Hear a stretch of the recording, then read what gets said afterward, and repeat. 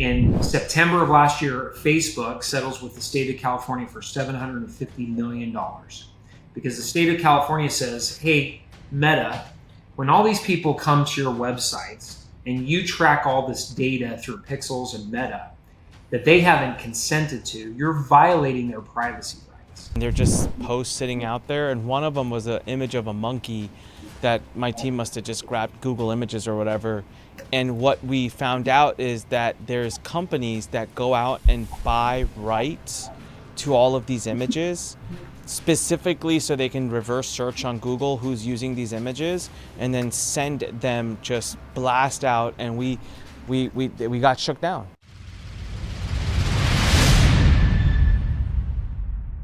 Did you see the Disney case that just came out? No. This doctor goes down, she's from New York, she goes down to Florida with her husband and children, and she's allergic to nuts. They walk into a restaurant in Disney Springs, which is the restaurant area down there, in Disney World.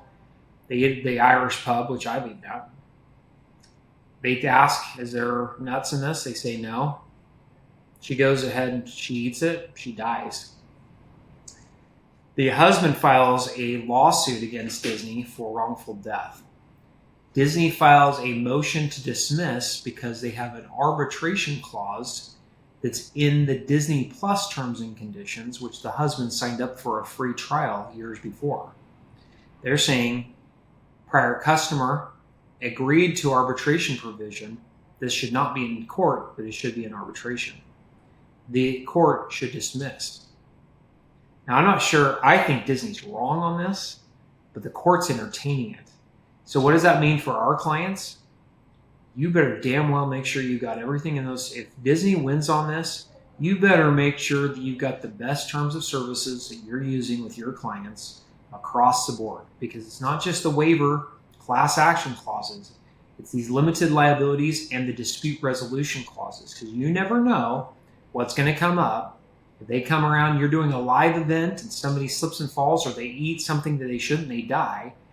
If Disney wins on this, your terms and service can limit your exposure tremendously. And if you're not doing that and you don't have that in place, not just for the waivers of the class action and everything else, but it's a complete waiver of liability, then you're fooling yourself.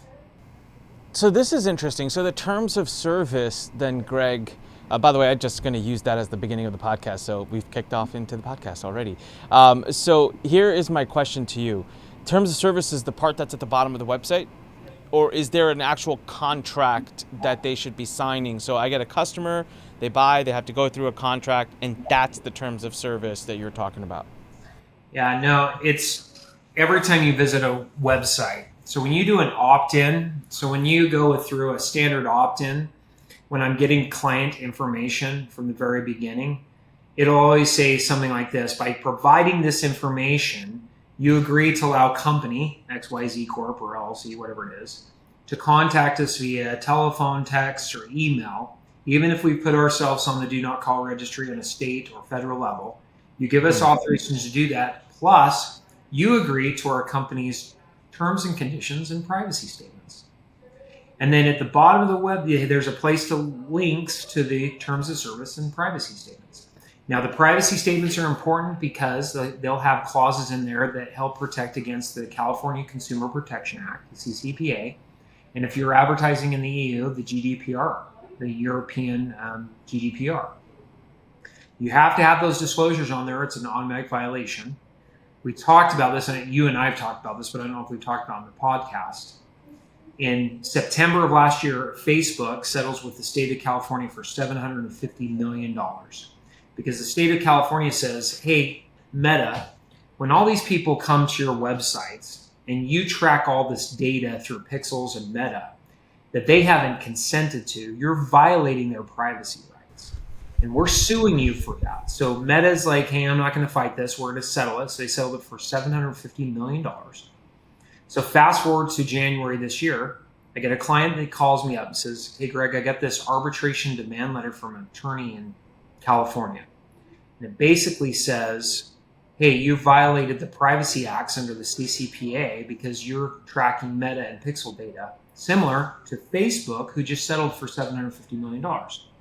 Because you've done this, we want $25,000 or we're going to start this arbitration action. When I got it, I was like, this is a fluke. Like, what the heck? It's total BS. Until the second letter came from a different client, same law firm. And then another client contacted me with the same letter from the same law firm. By the time that March had hit, I had 5 separate letters for 5 separate clients on the same issue. So I looked at it and I said, hey, listen, really what this is saying is you need to change the way that you're putting information in your privacy statement or privacy policy on your website. So if you don't have a privacy policy on your website, you're just looking to get hit for something. If you do business in the EU or you do business in California, you're going to get hit for that. But now with what happened with Meta, if you don't talk about how Pixels and Meta is there and you don't have a cookies pop up that you see on those and you're doing business in California, you're going to get these demand letters from these class action attorneys in San Diego saying that you're violating the consumer rights of those California consumers. Now, it's an easy fix if you know what you're doing. I figured it out. So most of my clients now have a disclosure on your website how you can opt out of having Meta or Pixels follow. So privacy statements super easy or important, but then you have these terms of service. And we've talked about this before. That class action waiver that I talk about, dispute resolution, it's not just in the customer contract. It should be on your website under a section on your terms of service that says disputes. And it says, hey, you agree to waive any class action lawsuit against us, and you agree to handle disputes in the way that we say, whether it's through arbitration or it's through court cases in the state where you're located. So you don't have lawsuits popping up all around the United States you have to defend. You only have to defend them in your neck of the woods, or it goes to arbitration. So fast forward to this week, big announcement with Disney is they've got this wrongful death suit with this individual who they obviously the waiter gave bad advice of whether there were nuts in the food they served them. They died, but now they're moving to dismiss the entire case based upon the fact that this individual's husband signed up for Disney Plus and agreed to these terms and conditions. You know what I mean? You click on Amazon or Netflix or whatever, and you click and agree to the terms and conditions. You're not reading all that, but it says it there. Now, it's interesting, in the press release that was set out, like you can see it on Fox and CNN and New York Times, they're all talking about this case right now. But if you look at most of those articles, at the very bottom, it talks about how the FTC is looking at this as saying, they're kind of putting their 2 cents in and saying, well, most people don't read them. But it doesn't matter. If the court comes back and says that Disney isn't liable because this guy signed a terms of service 3 years ago when he signed up for a trial for Disney Plus, how important is your terms of service? That if you don't even know what that is, probably should find out what that is. You should probably make sure you've got something to look at that. And I'll take this opportunity to promote CompliantAcademy.com. Right. Guys, head on over to CompliantAcademy.com. The link is below in the YouTube video in the description, because 33 of the top disclosures, contracts, and things that you need, we've got some standard templates for you to start using. Greg, I got all kinds of questions. So this just turned in from a Disney death to, hey, what are the most important things we need? So at the bottom of my website, privacy policy, terms of service. Yep. Is there anything else? Is there any other? And I've got specific questions about privacy policies, and I've got specific questions about terms of service. But what other things do I need on my website in the footer? So it depends on your offer. So I just started doing this too. I just drafted this week even for my law firm. I'm putting a disclosure. If you look at a lot of law firms, they'll have a disclosure section that talks about, hey, just by visiting our site doesn't create an attorney-client relationship. So if you're a law firm that's out there and you don't have this, you should have that up there so that you don't have somebody that just goes and reads an article on your website and says, oh, you're my attorney now. The same thing for somebody that's offering a slew of different products and services, right? Like one of those could be, hey, if you're offering real estate training, for example, come to our website. We're going to teach you how to do real estate training. I would have a disclosure that says there, I call it a full disclosure, that goes through and explains that the products and services you're offering is education in the real estate space. There are a lot of variables and risk factors that pertain to investing in real estate that could be outside company's control or operation. And if the client engages in real estate outside of what the recommended strategies are, they take no liability for that. But what they're teaching are generalized principles and not specific, information, whatever, blah, blah, blah. Any earnings claims here, we're not giving earnings claims. It's up to you and effort and everything else. So I would say it's like a 4-paragraph disclosure that talks about, engaging in real estate, right? And say what we're responsible for and what we're not. Like, hey, we're responsible for customer support and timely responses, but we're not responsible for you going out and engaging in a contract with somebody else that you misread the tea leaves and buy and get upside down with. So a full disclosure, what I call a disclosure page or an earnings disclosure page, is, I think, super helpful as well, because it sets the tone for everything that you're trying to look at. So a disclosure page. The other thing that I always have at the bottom of websites, and this doesn't, you may say, what is this? But you've got the DCMA. So you've got the Digital Media Copyright Act. So under the DMCA, Digital Millennium Copyright Act, sorry, I think I said it wrong. Under that, it's basically when you're using images or other people are using images, the federal law requires you to have a mechanism that people can contact you to take down content. I was on the phone with a client. I represent some companies where their individuals own those companies and then they have their own attorneys. So oftentimes we'll powwow on things.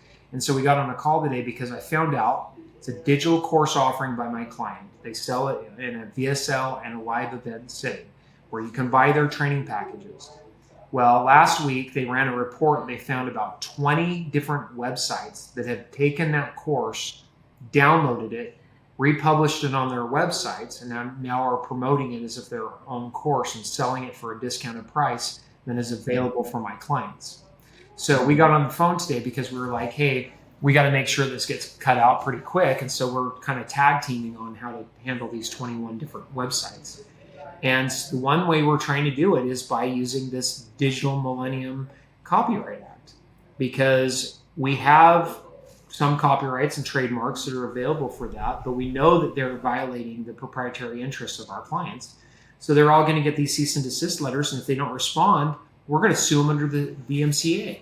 And so that's something that most companies should have on their sites as a mechanism. So if somebody says, hey, your content on your website is actually mine, here's what it is. I'm dealing with a live event company right now that got a demand letter. There's a UK company that just takes photography, and they hired this company that I represent, hired a third-party network to help publish some ads on social media. They grabbed some digital photography and they used it as part of the ads. My client had no clue. They didn't have permissions for it. This company in the UK owned it. So what do I get? They get a demand letter saying, we're going to sue you for tens of thousands of dollars if you don't provide this, but we'll settle for $3,500. Total shakedown, right? I've dealt with like Paramount and all the big studios. When they do cease and desist, you just take it down.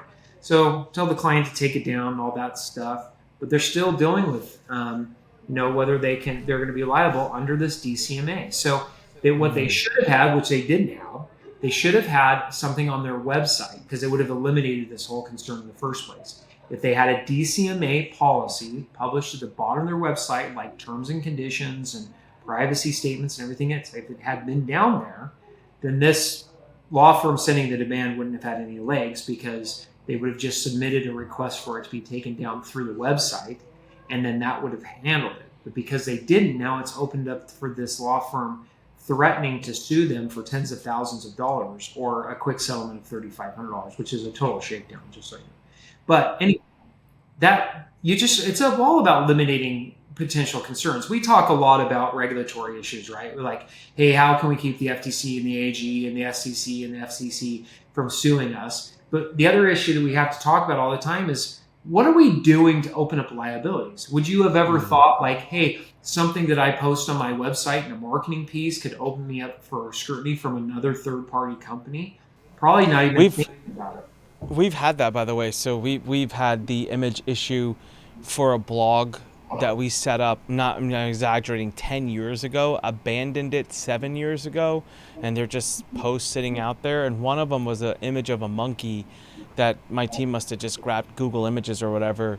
And what we found out is that there's companies that go out and buy rights to all of these images specifically so they can reverse search on Google who's using these images and then send them just blast out. And we got shook down. I mean, we did. We ended up settling for X amount, and I had to tell the team. I said, guys, go back to this blog, just remove it, like delete this blog. 'Cause we're not even using it, and it's getting me sued left and right. We got like 3 or 4 of them that came through, and so that's interesting. Okay, so terms of use. DMCA policy on your website. That's what the law requires. Then it eliminates. So the Digital Millennium Copyright Act basically has a safeguard harbor for that type of action, so you don't become the victim of these predatory companies that are doing what they did to you. If you had it in there, the safe harbor is that if there's a mechanism on your website to notify you, they have to use that first before they can use any other means of trying to force you to take it down. But if you don't have it, you're fair game, right? So that's why having that on the website is so important. It's not just because I have clients all the time, they're like, Craig, I don't let my clients repost other people's pictures. And I'm like, that's not the case. It's you hiring some ad copy guy that goes and grabs some image off of Google, puts it on their website, and then the company who owns the rights to that finds out you're using it on your website. They send you a demand for tens of thousands of dollars. If you have this disclosure at the bottom of your page, the safe harbor provisions come in. They have to let you know and give you the ability to take it down.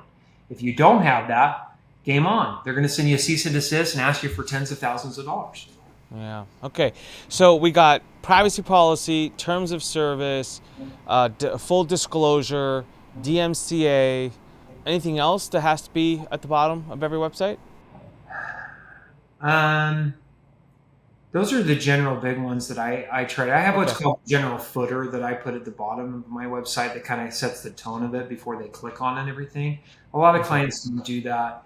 And this is really important because I've noticed that recently the websites that I've reviewed, they don't have anything protecting their proprietary information.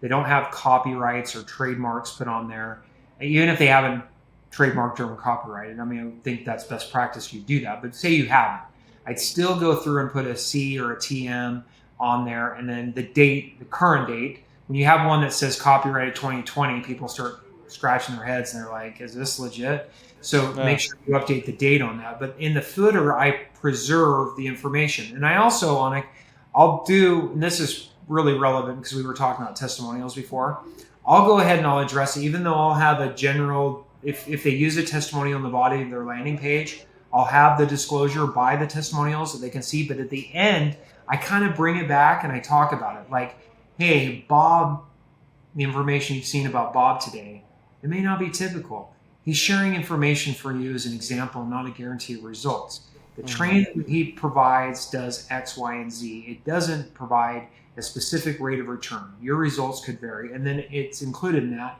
All rights, reserved, copyright 2025, and then proprietary. The information contained on this website is proprietary property of XYZ LLC. Any use of this without the consent of the company. So you go through all of that kind of laying the foundations. I'm telling you, I have utilized those clauses multiple times to protect companies from somebody ripping off their stuff, whether it's a student, client, competitor, or whatever. So having that footer at the bottom with the terms of service, with the privacy policy, DMC policy, disclosure document, it's super, super helpful. Super helpful. And if you're doing affiliates, the other thing I do is I have a separate affiliate tab. Because when you're dealing with affiliates, you'll have terms of service for affiliates. They're different from your regular terms of service. It's good to separate those and have them as a separate, because why? We've talked about affiliates a lot, right? You take liability for what the affiliates say, or if they send clients to, if you're sending clients to them, you're going to take liability. So in the terms of service, you can set it forth both ways. You can say, hey, they own whatever advertisements they say. If they've made a mistake, they indemnify us, but if we become aware of it, we get to terminate the relationship. Or if you send, if we're sending clients to you and we find out that you're not taking care of our clients because you're lying to them, then we can terminate the relationship. So that terms of service for affiliates, super important. Super important. That's interesting. All right, so two separate terms of services in case you're doing an affiliate program. Either way, if you're promoting other people's products or if they're promoting you, you need a separate terms of service for that. So this is great. This is news to me. I'm learning a lot because I don't think I've done some of these, and so we're gonna have to go fix that. I want to talk to you about the privacy policy real quick. So I've noticed that there's a couple of companies out there. I'm not going to mention names because this is quite frankly a service that I think Complyly should have. There's companies out there that manage your privacy policy. Right. And they manage all of this. So I think it's like automated, right? So if certain state laws or whatever change, like they just do it for you. So first and foremost, I know California has some specific stuff. I know GDPR, Europe. Are there other countries that also have things that need to be thought about from a privacy policy perspective? AU, states, South Carolina, North Carolina, New York, New Jersey, Pennsylvania. There are several states, New York, that have specific privacy laws that you have to put into. So they need to be addressed in your privacy policies individually? I do. Yeah. Okay. Yeah. And how does one track or know what all of these are? I mean, is there a central place of information for this, or like you just have to like track every country and every state's like consistent updates? I keep my ear to the ground. I watch, and so I'm embedded into a whole bunch of alert systems that let me know whether there's changes or new cases. Okay. And so those let me know, but I'm sure other attorneys do. But you said one, we do that. We help clients from time to time. I just did it this week when I said I was updating based on that Facebook case. I've been updating privacy policies to make sure that all my clients are addressing that because it's a relatively new thing. And I just don't want a shakedown to occur because a client didn't have the right language and they could have saved them. And so making sure you're monitoring this on it. Here's the deal about compliance. I wish it was a one and done, right? I wish you could say, I'm going to be compliant this day and it's over. But laws changing, you know how that is. The temperament changes. We're going to have a change in this country in the next 4 months with an election. We don't know what it's going to be. I hope it's going to be one way, but if it's the other way, then I'm scared. I'm scared for that rascally rabbit for sure. So anyway, it can definitely affect. I would say this: the change in president has a trickle down effect. We may not think that it affects us initially, but it does. Yeah. The differences in federal judges and the way that everything else goes into place. I'm just saying, so we don't know what. So what about so going back to privacy policies? I've noticed on some websites when I go to the website, there's this pop-up that I have to agree and accept because they say, hey, we track. Is that the requirement in California? Do these pop-ups have to happen in certain states?